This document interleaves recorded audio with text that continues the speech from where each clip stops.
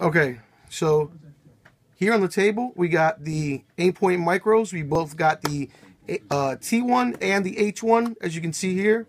The H1 is mounted on a side saddle mount. It's basically almost permanently attached to the mount. And here we got the T1, which came with the bracket to mount it on a standard Picatinny rail. You can get the H1 and the T1 both either with this little, low-rise mounted piece or not.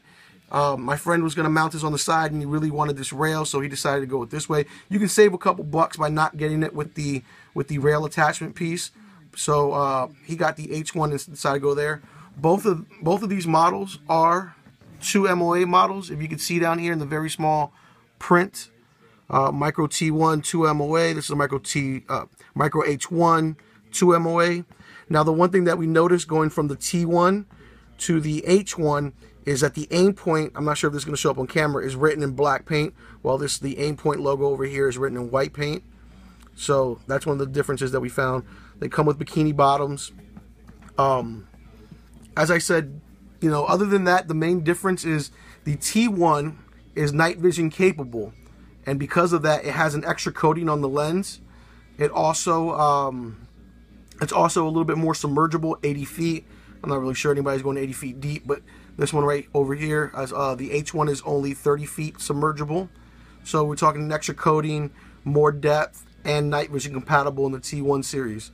The one thing that we also did notice, for some pretty expensive sights, every box that we saw at the gun show or whatever had a pretty crappy box. I mean, I don't know, like they, should be a little nicer. So, but whatever.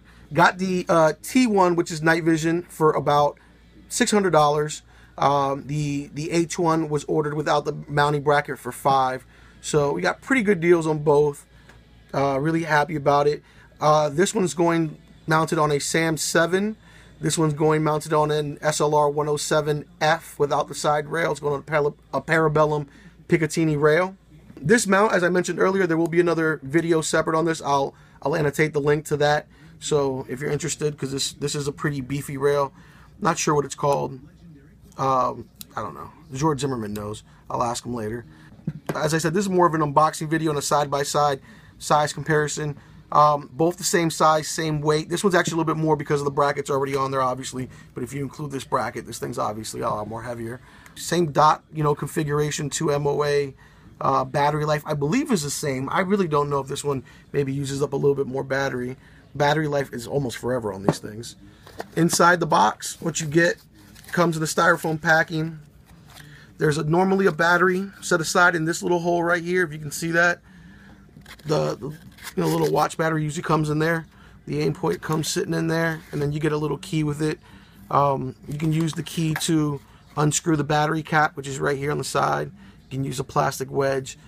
This is your mounting bracket right here, and then you can just manually turn the height and windage adjustments on it.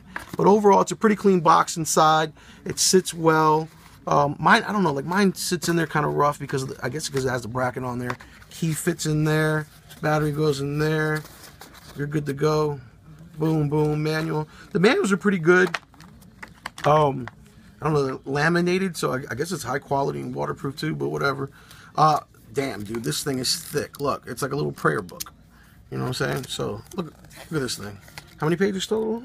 54, 50. Damn. 62 pages, and there's like 3 extra pages that don't even count. That's a lot of fucking paper. But, another cool thing about them, this company, Aimpoint, I found out, I know I have a lot of local subscribers, is actually in Northern Virginia.